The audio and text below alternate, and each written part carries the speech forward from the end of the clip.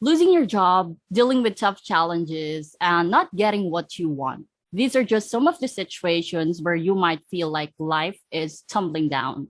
And my question is, how do you deal with life when you hit rock bottom? Hi, my name is Della, and welcome back to another episode of the Wise and the Curious podcast where the prudent meets the eager. And today I've invited one of the most resilient women I know. And believe me, her story will help you deal with the adversities that you have in your life. She is a certified public accountant and a team manager, a loving daughter, a responsible sister, and an amazing wife. No need to beat around the bush. Let's welcome our one of a kind guest, Tiffany Rose Arceta. Hi, Tiff. Hi, Angela. Thank you. Thank you for that cool introduction. Um, Kumusta? Actually, you deserve more than that. But hindi ko na kasi maisip kung ano yung sasabihin ko kay Tiff. Hi, listeners. This is Tiffany Rose Arceta-Centeno. As Angela also mentioned, I'm a certified public accountant. I'm a church secretariat officer, a manager, a leader, and most importantly, I am a daughter, sister, a wife, and a friend. My hobbies nowadays, I've been loving watching K-dramas. Oh my gosh. I'm so addicted to them. And then I'm also into listening into different genres of music. Like just I know you're really, really into music. Yeah. And Good old days. We're playing music while working sometimes. yeah, yes. And we're singing all along. And then videoke. We had some videoke sessions. Yes. Good old days. So And I then, forgot to tell everyone that your name right now is Tiffany Rose Arceta-Centeno because yes, you're it's already already married. Sorry, yeah. Joms. But yeah, actually, when this topic came into my mind, to be honest, I believe I told you this that I knew that this story would fit you because I've seen you struggling when we were still working together, and I have witnessed how resilient you are as a person. So let's start with how was life when you were still a student? Okay, when I was a student, high school was really, really hard for me because I need to be I need to be more than an average student. So during that time I was really pressured. I need to go everything. I need to do everything.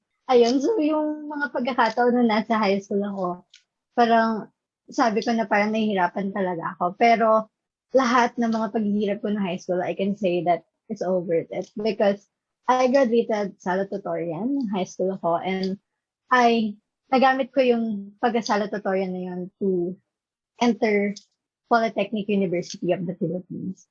Dun sa course na gustong-gusto ko, which is BS in accountancy. And then, no college, it was also challenging for me because laking probinsya ako. So, probinsyana talaga ako. But, nung nag-college ako, I need to go to Santa Mesa. Ang hirap-hirap niya kasi nung mag-start pa lang ako na mag-aral, ang dami-daming kumokontra. Kumokontra yung mga ibang tao na sinasabi nila na mahirap lang kayo, hindi nyo kayang mapaaral si Tiffany. Parang ang dami-dami kong naririnig na they're saying that, yes, pwede nating sabihin na matalino siya. Pero kaya ba ng money niya? Kasi kahit na sabihin na mura lang yung tuition fee sa PUP, but the lodging, allowance, yung fare kung sakaling uwi ako ng probinsya is magiging mabigat talaga for our family. So masasabi ko na dun pa lang sa bagay na yun is nahirapan na talaga ako. Plus, the fact na yung accountancy is masasabi ko na hindi ko talaga siya sobra-sobrang gusto nung una. It was choice of my mother. Ang gusto ko talaga before is maging isang doktora. But since wala nga kaming pera, sabi ng nanay ko, ito na lang yung kunin mo para makatapos ka ng pag-aaral. So, I was really hesitant to get BS in accountancy kasi alam ko sa sarili ko, I'm not good in math. Hindi ako ganon. Hindi ako yung nakakapag-add, nakakapag-subtract sa pamamagitan ng utak ko. I always need calculator when it comes to calculating anything. So, yun yung unang-una na naisip ko na parang hindi ko kaya. And then, nung nandun na ako sa Santa Mesa, sabi ko, okay, wala na urungan to. Ano man ang mangyari, go na. Parang, kailangan ko matapos to. Yung mga pagkakataong yun, malungkot kasi first time kong mahiwalay sa pamilya ko. And alam mo yun, parang sobrang homesick ako. Na parang hindi ko alam kung paano ako mag-aaral, kung paano ako makakain. Kasi sanay ako na parang laging sila nanay, tatay nandyan para ipagluto ako, para alagaan ako. Pero that time, kailangan ko mag-isa. And masasabi ko na mahirap siya, pero it's all worth it. Kasi naging independent ako. Mm. Masabi ko.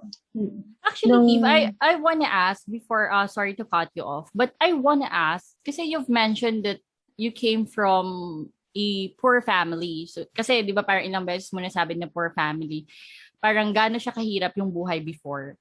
my mother is a reseller. She's a reseller of anything. Like, she's selling umbrellas, she's selling notebooks, she's selling dresses and school bags, and that's how she is. She gets her panindas from sometimes Baclaran or the Victoria. And then, kung iisipin mo, yung kita nun is talagang maliit lang. Because magkano lang naman niya binibenta yung mga bags and umbrellas. And then my father was guard, so security guard siya sa isang regular. So ganun kami kahirap dati. And to think that we are three, I have two sisters kasi. So tatlo kaming sunod-sunod na lumalaki, sunod-sunod na nag-aaral. So ganun kahirap. Kasi si nanay at tatay is, yun yung work nila. And ayun, maliit lang talaga yung kita. And So also sabi ko trying na, to imagine how tight the budgeting was during the time. Kasi 'di ba parang three kayo and then yung kinikita naman minimum wage tas sa reselling. I know kasi my mom used to do that thing as well. Yung magtitinda ng kung really? ano-ano, typical maabilidad na nanay, 'di ba? Right? Mm-mm. Yeah, I can imagine how the situation was back then. But you also mentioned that you wanted to be a doctor. So how did it Mm. make you feel na parang hindi mo masusunod kung ano yung gusto mo and then kailangan mong sumunod sa opinion or sa other suggestion ng ibang tao, which is your parent, your mom? I was a little sad, but isip ko na lang that time na I need to think practically. Alam mo yun, parang I need to think not just for myself. I need to think of my parents. Kung pipilitin kong magdoktor ako, I know hindi rin naman ako matatapos. And kung pipilitin ko magdoktor ako, I know it will affect my two other sisters who will also go into college. So, I need to accept the fact that not all of my dreams will come true. But I can say naman that my parents' opinion were the best. And I can say that they made that choice for me, and that choice was one of the greatest decisions that they made for me. And I'm Yeah, really happy for that. agree. Yeah. And I can see that, after all the sacrifices that you've had before, look at you now, like from person na parang dati pinagdududahan yung capability ng family to send you to school and all. Pero right now, you're here and you're doing things na hindi nila akalain na magagawa mo. Your life being a college student, sa tingin mo, ano yung worst situation that you've faced? Worst situation that I faced, I think, was yung time that I will be going into third year level. Because back then, we have a quota. And if ever na magkakaroon ako ng dos pataas na grade, is kukuha ako ng exam. Pagkuha ng exam, yun talaga yung pinaka-kinakatakutan ko sa buhay ko. I don't know. Basta takot ako sa exam. Every time na magkakaroon ng exam, parang tingin ko na talaga sa sarili ko is babagsak ako. So, lagi kong iniisip nung first year pa lang ako na hindi ako pwedeng magkaroon ng dos pataas na grade. Kailangan maabot ko yung 1.75. Kung hindi, mag-exam ako. And I was thinking, nung second semester ng second year, na parang magkakaroon ako ng dos pataas na grade. And that time, parang sobrang hindi ko na talaga alam yung gagawin ko. Hirap na hirap ako dun sa subject na yun. I think it's financial accounting. Dun ako hirap na hirap. And I think parang hindi ko talaga makakayang abot ng 1.75. And I can remember that situation na nagbabasa ako ng libro. And then I told my tatay. Sabi ko si tatay ko, tayo parang hindi ko na po kaya. Gusto ko na umuwi. Kasi it's not just the fact that hindi ko na kaya yung subject. But it's also the fact that I'm missing them so much. Na parang niisip ko, namimiss ko yung family ko. And the budget was really tight that I need to spend 200 pesos a week. So, yun yung kailangan ko i-spend per week. Kailangan kong tipirin yung pera ko. Kasi kung hindi, papauwi na ako dahil wala na rin naman may ibibigay si nanay at tatay sa akin. So, it was all messed up na parang hihirapan ka sa studies mo, miss mo yung family mo, and then wala kang pera to eat what you want. Alam mo yun, parang that time, sinabi sa tatay ko talaga, uwi na po ako, umiiyak ako. Silently listening to me. And then nung matapos na ako umiyak, he told me na, anak, ikaw bahala ka. Pangarap mo yan, kung gusto mong bitawan, nandito lang ako para supportahan ka. And those words made me realize na parang, oh my gosh, bakit parang ang bait-bait tayo ng tatay ko para sabihin niya yun? Na parang iniisip ko, lagi nilang sinasabi na isa ako sa mga dahilan bakit hindi sila sumusuko. Tapos ngayon, ako yung unang-unang gusto sumuko. So that was the time na parang sinabi ko, hindi ako pwedeng sumuko. So, after ibaba ni tata yung phone niya, after natapos yung call namin, nag-aral na ulit talaga ako. And then, fortunately, and thank God, hindi ako kumuha ng exam. Nakuha ko naman yung 1.75 na grade sa financial accounting. Proud of you. Thank you. Yun. So, yun yung sabi kong worst kasi talagang parang gustong-gusto ko na talaga sumuko na. I think, yeah, we face some situations in life na feeling natin, hindi na natin kaya. But kapag na-trigger tayo ng inspiration natin or nung reason why we're doing such thing, parang dun mabubuhay ulit yung passion natin eh. Let's move forward to your life when you started working. Ano yung mga plans na unang-una mong gustong i-consider sa first pay mo or, yung mga plano mo in life for your family, for yourself during that time? Okay. When I applied on my first job, actually, I don't have any plans because when I tried applying, I was really a failure because I applied to different companies. I've applied to auditing firms. I applied to hospitals. Everywhere in Manila, I applied. And I was always rejected. So when I applied to my current company, I just say that, okay, I just need to get the job. No more, no less. I say that, I don't say na parang kailangan ganito kataas yung offer or what. I just say na kailangan lang ako magkatrabaho. Basta So, magkakita ka lang na. Naisip. Basta magkasweldo Yes. ka. Yes, because I waited for, I think, 3 months. So after I passed the CPA board exam, I waited for 3 months to get that job. Actually, I was frustrated talaga back then because I told myself na, akala ko ba kapag nakapasa na ako, pag-aagawan ako ng mga kumpanya. But back then, sabi ko, oh my gosh, I was always rejected. Parang, bakit sinabi ng mga professors namin na pag nakapasa ka, pag-aagawan ka? But bakit ako? Parang like ko sinasabi sa sarili ko na bakit ako hindi ako matanggap-tanggap. So when I was accepted to the company I'm working for, parang I was really, really grateful and I just signed the paper without thinking of anything. So, and I was really happy. Aww. Pero about sa mga plans, actually, I have so many plans. Gusto ko talaga na maihahon yung family ko sa poverty. So that was a dream for me na hanggang ngayon, it's still in progress. Nung mga time na nire-reject ka ng mga company, ano yung naiisip mo? Kasi di ba parang ang expectation mo kasi is, I already passed the board exam. I'm already a CPA. I got the license. So, you're thinking, of course, na parang madali lang mag-apply. Na once you sent out your resume, they're gonna call you back. During that time that I was rejected, every now and then, parang isip ko na lang na I think I need to study more. I think I need to read the company profile. I think I need to be better in the interviews. So, naisip ko na lang na yung mga rejections na yon are maybe challenge for me to learn more or to be more. And I also think that time that those rejections, tinuturo lang ako kung saan ako talaga dapat pumunta o kung ano talaga yung company na para sa akin. And ayun nga, so happy din naman is nakarating naman ako doon sa company na talagang magpapasaya sa akin and talagang bubuhay sa akin. And I'm proud na until now, I'm still working with that company, and I'll be going 9 years in December, and I'm really, really happy that And just to give we you guys an idea, the company that Tiffany is working for, it's a global bank and it's one of the leading banks na kilala sa buong mundo. I must say, because I'm from that company as well. So, yeah, so proud to yeah, be.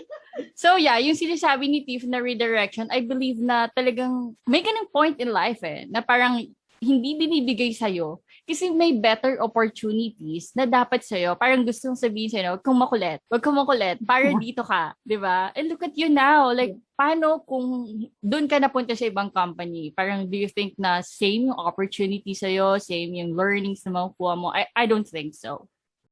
Well, apart from work and studies, sa life in general, ano yung mga struggles mo na feeling mo na parang ito yung nagpatatag sa'yo, ito rin at the same time yung feeling mo talagang your life was tumbling down? Okay, so before, like ko sinasabi na when it comes to relationship or boyfriend, girlfriend, I can say that I can fail 100 times. But when it comes to family, I told myself that I can never fail even once. Because I am really a family-oriented person. So like ko sinasabi sa sarili ko na pwede ako mag-fail sa ibang bagay, but not with family. So, sabi ko that my life was really a tragic is because of my family's story. So, ito na nga yung kwento. As I said a while ago, na parang galing ako sa poor family, so mahirap lang talaga kami. And since I was a kid, ang laki-laki na talaga or ang taas-taas na talaga ng pangarap namin. And that mataas na pangarap is not like yung parang glamorous dream or something. It was just gusto lang naming maiahon yung sarili namin sa kahirap. That's it. We just want na makatapos kami tatlong magkakapatid sa pag-aaral. So yun na yung masasabi namin big dream for us. But unfortunately, maraming mga bagay na nangyari. Maraming mangyayari sa buhay natin that we will not expect to happen. So, nung mag-start akong magtrabaho sa company ko, actually, I felt like I was already reaching the dream. Na parang ito na, abot kamay na. And then, yung pangalawang kapatid is matatapos na siya ng college. And then, yung pangatlong kapatid is nagka-college na. So, sabi ko, ito na malapit na talaga kasi matatapos na kami mag-aral. But, that time, nagkaroon ng sakit yung second sister ko. And it was not a simple illness. Hindi na siya lagnat or something. It was cancer. So, oh my gosh. So, yung cancer na yon is parang sobrang hindi ko talaga alam yung gagawin ko. And there are lots of questions in my head na parang sinasabi ko na, bakit? Parang never kaming nagkaroon ng history ng cancer sa family namin. Bakit nagkaroon ng cancer yung kapatid ko? That time, hindi ko alam talaga yung gagawin ko because ang dami-daming nangyari. So, back then, parang iyak ako ng iyak. And then, hindi ko na alam talaga yung gagawin ko. Kasi parang ang hirap tanggapin Lalo na that time, kasi parang that time, it was 6 years ago. That time, pag sinabing nagka-cancer ka, agad-agad sasabihin nila na mamatay ka. So, takot na takot ako because I don't want to lose my sister. I really love my sister. And sabi ko, bakit kung kailan ito na? Bakit kung kailan malapit na? Saka nangyari. So, yun nga, nahirapan ako that time. Parang naapektuhan yung grip ko. And then, hindi ko alam kung ano na yung gagawin ko. But when I saw my parents na parang ang tatag nila, sabi nila, hindi, harapan natin to. Gagaling yung kapatid mo. That was the time na sabi ko sa sarili ko, I need to stand up. Kailangan kong tumayo. Kailangan kong tulungan yung parents ko for the medication of my sister. So, yun nga, I get up na parang ginawa ko is, kung nag-focus ako sa trabaho ko, binalik ko yung focus sa trabaho ko, and then, sabi ko, kailangan ko kumita ng pera para may maidagdag ako sa chemo drugs ng kapatid ko. And then, yung tuloy-tuloy yung buhay, na parang kahit may cancer yung kapatid ko, is nag-aaral pa rin siya because that's her dream. She's always saying na parang, ano kung may cancer ako, kaya ko mag-aaral. So, yes. She continued her studies. And then, yun, parang kami, continue lang din yung buhay na. And then, 4 years after that, habang nagpapagaling pa rin yung second sister ko, my third sister was also diagnosed with the same cancer. And that was the peak of everything. Na parang, oh my gosh, what's happening. Parang hindi ko na talaga alam yung gagawin ko. And feeling ko, mababaliw na talaga ako that time. Kasi sabi ko sa sarili ko, parang ito nga parang hinaharap pa namin isang problema. Tapos ito pa, another problema pa. And it wasn't just a simple problem. It was something na parang sobrang hirap dalhin. Financially, emotionally, and the fear of losing your loved ones. Kasi parang nalilig ko, oh my gosh, tatlo na nga lang kami magkakapatid. Tapos yung dalawa, nagkasakit pa. And cancer to eh. Parang ang hirap-hirap. But, ayun nga, nakita ko pa rin yung parents ko, na kahit umiiyak sila, na kahit sinasabi nila na nahihirapan sila, is tumatayo pa rin sila. And that's the reason na parang sobrang proud ako sa parents ko because they never gave up on us. I can remember na ang dami-daming scenarios na nagstay kami sa hospital. As in, may mga months, 6 months, nasa hospital yung mga kapatid ko because nanghina na talaga sila. May tatay, siya yung talagang nag-alaga sa sister ko, na siya yung nagpapalit ng diapers, alam mo yun, kasi hindi na nila kayang pumunta ng CR. Si tatay yung nagpapaligo sa bed sa mga kapatid ko, and then may nanay, kasi nung naging kahit pa paano, umokay naman yung business namin, so yung reselling niya is nagkaroon na siya ng, out of reselling, nagkaroon na siya ng sarili niyang pagawaan ng sapatos at tsinelas. So, medyo umokay naman yung business. So, while my tatay is taking care of my sisters, my nanay naman is, siya yung nagtatrabaho. Siya yung gumagawa ng paraan para kumita ng pera. And ako, support. Parang kung ano yung kulang, sige, bigay ko. Parang yung medication ng mga kapatid ko is nabigay. So, back then, kung si nanay is talagang ubos na ubos, sagad, nagkautang pa, para lang magkaroon ng gamot yung mga kapatid ko. Ako, ganun din.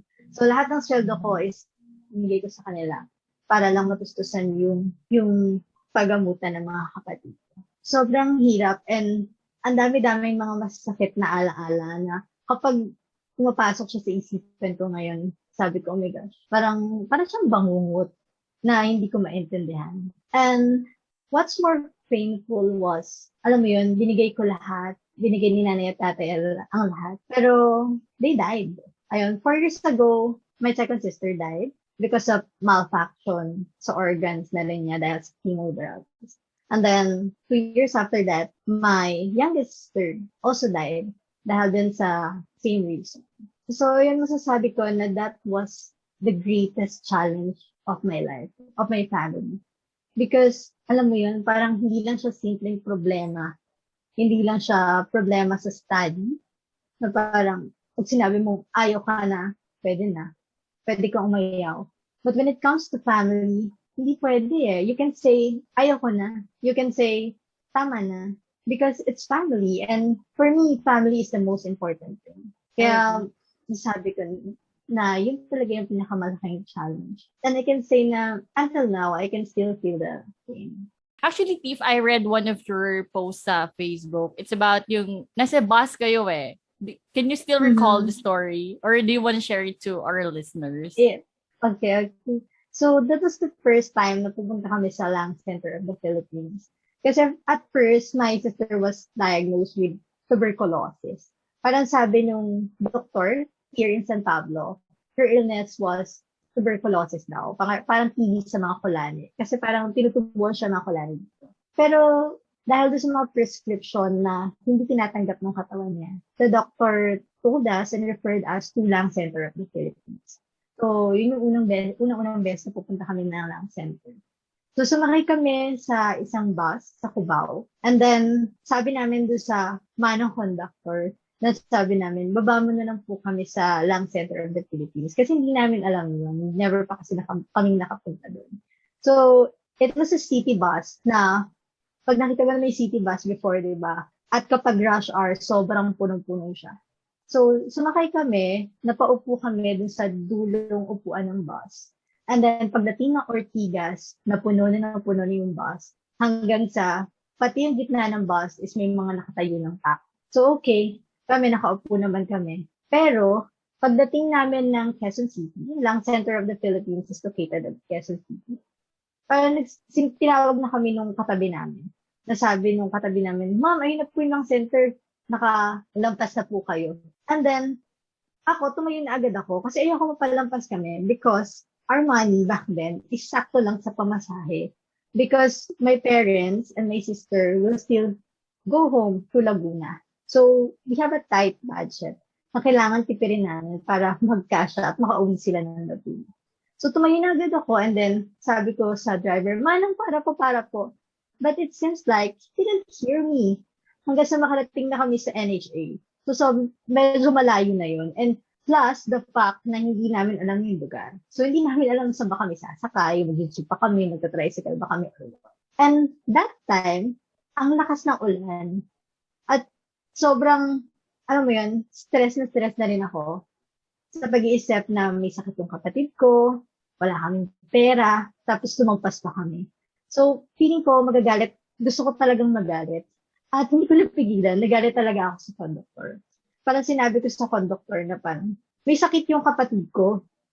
Nakiusap po ako sa inyo na ibaba niyo po kami sa lang center of the Philippines. Ang lakas-lakas ng ulan. Hindi niyo po ba nagigets na may sakit yung kapatid ko? Bigyan niyo po kami ng pang-taxi. As in, humingi talaga ako sa kanya ng pang-taxi kasi hindi ko alam yung gagawin ko eh. And parang sasabog yung utak ko. And then, yung mga pasahero, parang naawa na rin sila na sinabi na sa conductor, bigyan niyo na po ng pan-taxi, bigyan niyo na po ng pan-taxi. And ayun, binigyan ako ng conductor ng pan-taxi. Tapos nung bumara kami ng taxi at nung sumakay ako, I was crying. So mula sa NHA hanggang makarating kami ng LCT, umiyak ako kasi naawa ko sa sarili ko, naawa ko sa pamilya ko. Alam mo yung parang may sakit na nga, napalampas pa ng pupuntahan, and then, binigyan pa ako nung conductor ng perang pan-taxi. At isa yun sa mga pagkakataon na hindi ko talaga malilimutan sa buhay ko. Kasi parang, alam mo yun, ang hirap-hirap ng wala ka ng pera, tapos may sakit pa yung isa sa pamilya mo, and then, ang dami-dami mo pang iniisip. So, yun, isa yun sa mga most unforgettable experience. I was actually crying while reading the post. Parang, shucks! Parang, ngayon nga habang kinukwento, ba't yung mata ko? But, siguro kasi I can really feel your love for your family. Kasi, you won't sacrifice your image na magsisigaw ka doon or alam mo yun, yung parang hindi mo isa-sacrifice yung dignity mo para lang humingi ka ng pang-taxi eh. But you did that because you really love your sister and you're really hurt dun sa situation na nangyari. Really, you're strong. Your parents are strong. I must say, yeah, it's tragic. Kasi, naramdaman ko dun sa kinuwento mo na parang you're really excited when you're starting your career kasi parang you have this feeling inside of you na it's coming into reality. Yung dreams nyo na magkakapatid, na may ahon sa hirap, and then all of a sudden, parang isang snap lang, everything changed. Parang, kahit na alam mo yun, parang gusto ko na silang burahin lahat sa isip ko kasi masakit siya eh. Pero pag naaalala ko yung mga masasaya, even though may sakit na sila or nakarate na sila, but we're still smiling, we're still watching movie sa phone, na parang kumikilig pa rin kami, tumatawa pa rin kami together, and kahit na nagkasakit sila, masasabi ko is, we never stop dreaming. Parang lagi pa rin nandun yung pangarap namin. Lagi pa rin sinasabi ng mga kapatid ko na, ate, if ever, na hindi na kami makapagpatuloy, we're still there to continue the dream. I think, yun yung lagi kong naaalala. At masasabi ko na yung sinabi nila yun sa akin is, yun yung reason ko why I regain the will of living. Kasi back then, nung namatay sila, parang I can say that I lose the will of living. Sometimes I ask na parang, sana bukas, hindi na ako magising. It's because everything was a mess back then. Alam mo yun, parang I struggle in everything. I struggle with my promotion sa job. I struggle with family. I struggle with my sister's cancer. And sometimes, nag-aaway pa kami ng boyfriend ko kasi hindi naman mawawala yun. So, alam mo yun, ang dami-daming kaguluhan. Pero, every time na maaalala ko yung pangako ko sa sister ko na pagpapatuloy ko yung pangarap nila and I will take care of my nanay and tatay. Yun yung nagsasabi sa akin na I still need to go on. And I can say, yun, parang kahit papano, I chose to move forward talaga and to move on. Not just for myself, but for my sisters and for my family. I know they're proud of the person that you've become. I have to ask you, apart from your parents, did you think na yung relationship mo with your husband na ngayon is nag-play talaga siya ng significant role para maka-move forward ka? Yes. And I think naniniwala ko na yung husband ko, he was a gift from God. Because he was there. Parang he was at the best times of my life. Parang nandun siya, nung gumagawin ako, nung masaya yung family namin. He was always also there. So, worst time ng buhay ko. Like, siya lang yung naiiyakan ko that time. Because I don't want to cry in the front of my sisters. I don't want to cry sa harapan ng parents ko. Kasi alam ko na meron din silang tinatagong pain sa sarili nila. Parang, ano mangyayari kung pati ako, parang iiyak sa harapan nila. So, John was there. Para lagi siyang nandyan sa bilang niya. Sige, iyak mo lang yan. Sige, kaya mo yan. And sometimes, kapag kailangan ko ng money, at walang-wala na talaga, he lend his credit card. Sabihin niya, sige, gamitin mo na to para may pang chemo drugs yung kapatid mo. So, he was really significant. Plus the fact that he's my source of happiness. Alam mo yon, he's the kind of person na kaya kong patawanin out of the blue. Even though umiiyak ako, mapapatawa pa rin niya ako. So, it's really significant. And dahil sa lahat ng yon, I believe that he's a gift from God. Was there a time na parang nagkaroon ba kayo ng problem and then you thought of giving up the relationship because of the things that you're going through? Actually, yung magpo-propose siya, I don't know kung nahalata niya yun. But back then, nung nag-propose siya, kasi kamamatay pa lang ng sisters ng sister ko nun. So parang nagpo-propose siya sa akin and parang gusto ko siyang tanungin kung seryoso ka ba? Kasi parang hindi niya tinitingnan yung health history ng family ko. Kasi 'di ba, parang as a person, 'di ba, pag magpo-propose ka na and pag magpapakasal ka, sabi nila, that's one of the things that you always need to check, the health history of someone you're proposing to. Pero siya parang walang takot. He's fearless na parang, oh my gosh, parang sobrang mahal ako nitong taong to. Na parang umiiyak ako, hindi dahil sobrang saya ko na nagpo-propose siya. Umiiyak ako because hindi ako makapaniwala. His love for me was really unbelievable. Na parang hindi niya inisip na dalawang kapatid nito namatay dahil sa cancer. What if? Wala siyang ganun. He never asked what if when it comes to me. So parang ako that time is parang gusto ko mag-no. Kasi baka hindi siya seryoso eh. Baka hindi niya alam na dapat i-check eh. But I said yes. Kasi mahal ko siya. And I know, after na mag-propose siya, nung dalawa na lang kami, tinanong ko siya, seryoso ka ba? Parang hindi mo ba naisip na nagkasakit yung kapatid? Mga dalawa kang kapatid, ako na lang natitira ngayon. Sabi niya, no. Parang naiisip ko yun. Pero mahal kita. Parang sabi niya sa akin is, kaya namang ipag-pray lahat. At kaya namang ibigay ng Diyos lahat na mabuting bagay for us. So, hindi daw niya iniisip yung health history. And speaking of that, yung pagpipray, was there ever a time na parang kino-question mo yung divine entity above na parang, bakit ako? Bakit kami?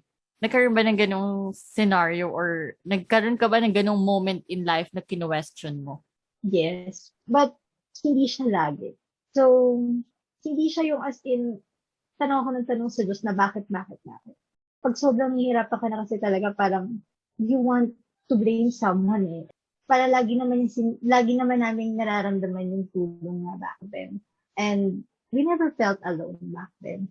Kaya masabi namin until now na kahit na gaano karami yung nangyari, kahit gaano kapangit yung mga nangyari, is nandyan yung Diyos to help us and to provide what we needed. Kasi, Agree. pag naisip ko nga na parang, as a human being, walang may kaya nun eh, di ba? Parang, paano namin nakaya yun? We also don't know. Paano kami nakasurvive? And when I look up, parang masasabi ko na, kaya namin yung nakaya dahil sa Diyos. It's not because we are strong. It's not because we are a bonded family, but it's because God is there to help. With all the experiences that you've had before, ngayon, kamusta na yung buhay nyo? I can say that now, it's still painful. Every time na maaalala namin yung mga masakit na pangyayari, especially with my parents. Dahil work from home ngayon, diba? So, lagi ko silang kasama, lagi ko sila nakakakwentuhan. Kapag nagkakape kami ng nanay ko or kapag nag-dinner kami, she's always talking about my sisters. Lagi niya naaalala yung mga masasayang pangyayari.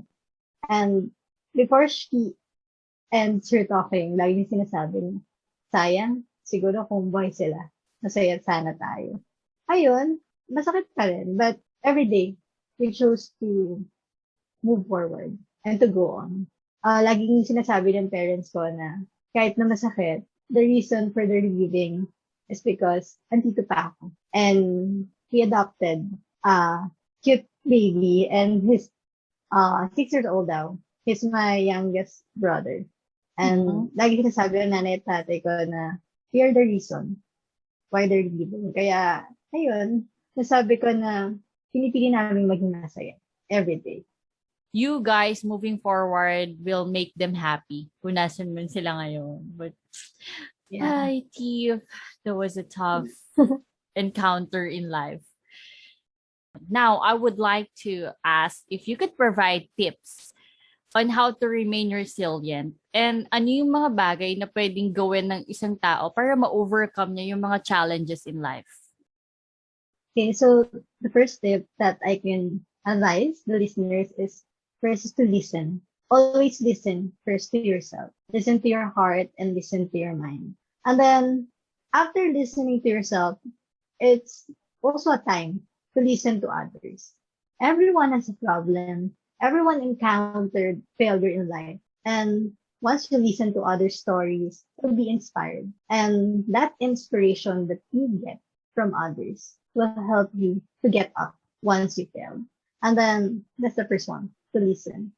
The second one is to open up and to ask for help. Before, that was my weakness. I never open up to anyone. I don't want to tell anyone about my problem. So I say na that time, that is just a secret for me and for my close friends lang. It's not because I have a big ego back then, but that time, there was a thinking that kapag sinabi ko yung problem ko to the other person, it felt like to me that I'm adding burden to that person because I know that everyone has a problem, right? And if I told him or her my problem, it feels like I'm adding burden to him. Pero when I matured and after everything that happened, it made me realize that opening up, it will lighten your heart and your mind. Kasi kapag may sinabihan ka na problema mo, is parang kagaan siya at some point. And you'll never know, diba? That person can give you advice, can give you help para ma-overcome yung problemang dinadala. Next one is to be patient and to stay on the course. Be patient is because sometimes life is really, really uncertain. Hindi sinasabi ng buhay natin na by this time, ganito ka na. By this time, ito yung mangyayari. It's always uncertain to the fact that parang lagi niya tayong pinaghihintay for something. Parang lagi niya tayong sinasabi na, okay, wait ka lang, diyan ka lang, na hindi mo alam kung kailan darating. So you really, really need to be patient. So the promotion, the award, the medal, it's not the prize. I came to realize that the prize in life is the journey itself. It's because the journey will let you meet wonderful people. Just like you, Jels, I met you. Yeah. Steve. And then next one is to remember your whys. In this winning is everything society, the what, the how, the when. So those are the questions that we always ask. But sometimes we tend to forget to ask why. Why? So for me, we always need to remember our whys. Why am I doing this? Why do I need to reach my goals? Why do I need to dream big? And my answer will always be the same. I need to do this for my family, for my loved ones, for my nanay, for my tatay, for my younger brother, for my husband, and for our future family. Kahit na sobrang daming problema. Once I ask that question, I will still regain the strength that I need. And then, of course, pray. Also mentioned it a while ago that praying is very, very important.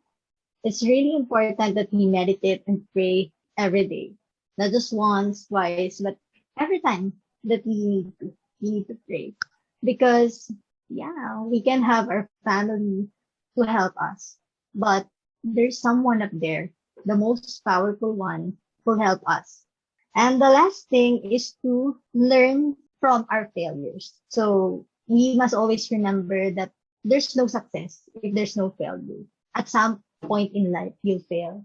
You'll fail in your career, you'll fail in your relationships, you'll fail sometimes in family, and it's really thing. But we need to accept that failure is unavoidable. It's always there. It's inevitable. And then let's always remember the words from Confucius that our greatest glory is not in never falling, but in rising every time we fall.